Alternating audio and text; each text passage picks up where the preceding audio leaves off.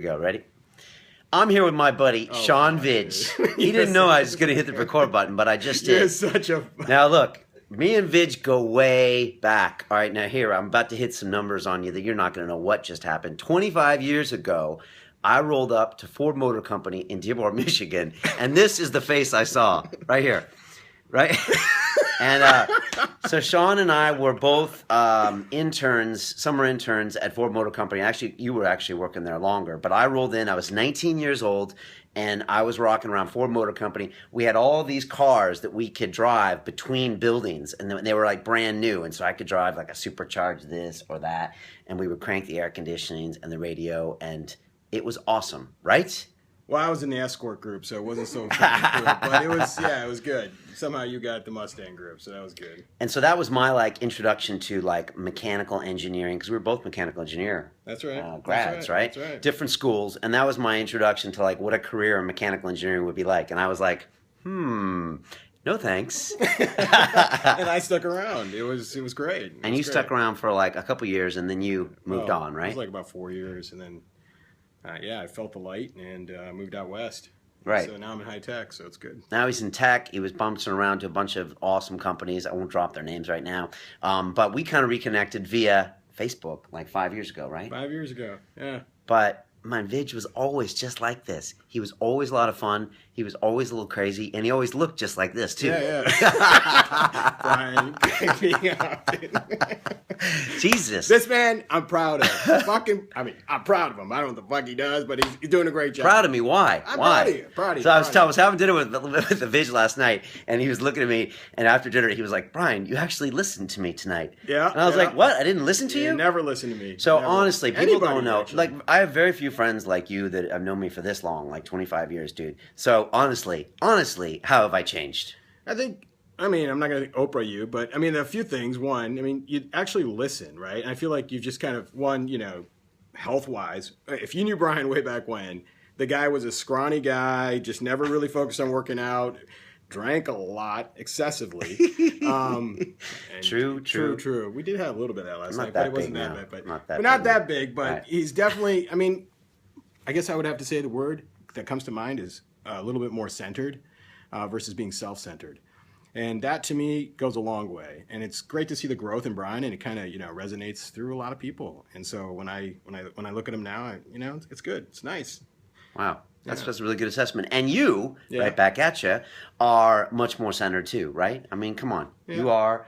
You're centered. You're quite a spiritual guy, and yes. You take a lot of things in like a serious perspective, right? Yeah, no, definitely much more so. It's nice. I had the opportunity to meet a spiritual leader last year. Come on, tell us his name.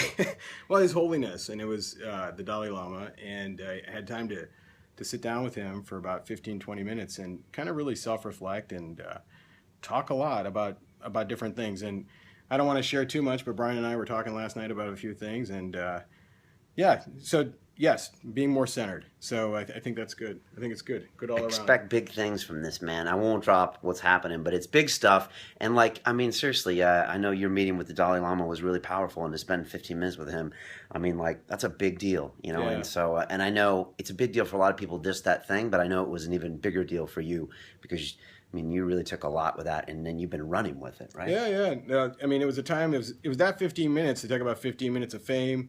I call it 15 minutes of vulnerability, and it was really something that we talked about last night. Is really something about how you take that vulnerable and how it can be really impactful. And that's kind of our, like as you mentioned, we were talking through, is it could be a great weakness, especially for a guy. It's a great weakness, but it's also one of our greatest strengths. And so I think he just kind of showcased a few things. It allowed me to kind of see after meeting him, and just letting it all out. It really put things in perspective. So yeah, I'm really happy about it, and just kind of things cosmically align when you're kind of centered to yourself and you're truthful to yourself. So it's good. It's all good. It's awesome. And we take that camera away from me. Oh no, almost done. Come here. So no, and it's true. It's funny because when I'm most vulnerable on London Real, that's when I get most people stopping me in the streets and saying, that was the episode, whether it was my experiences with ayahuasca where I went deep, or me talking about becoming like a family guy, or me talking on my episode Becoming Real about all my screw-ups in the past. And I think as dudes, especially as like strong, like motivated guys, we're used to having to act tough all the time and be like blah blah blah. And it's okay to work hard and to not get, you know, pushed down by hard things in life, but sometimes you got to just come straight and be like, okay, sometimes I'm having a hard time, and you know, it's important, right? It is. I mean, and we talked about it again, and you know, just self-reflecting. I mean, I had the opportunity to work with a lot of corporate companies, large companies, worldwide companies, and everyone's trying to climb up the ladder and, you know, trying to do, I want to get that, I mean, VP position, executive, whatever, and you know, some people have to, I mean, in those roles, you got to step on a few people. You don't have to, but most tend to, because it's an easier path. And then, you know, figuring out, you know, there are components coming through this whole spirituality, which I think can bleed. And there's a different approach, I guess. And I'm in the stages of kind of exploring what those are.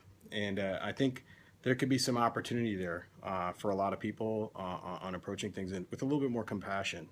And that kind of can steer things a little differently for yourself, internally, as well as make yourself successful in a different way, right?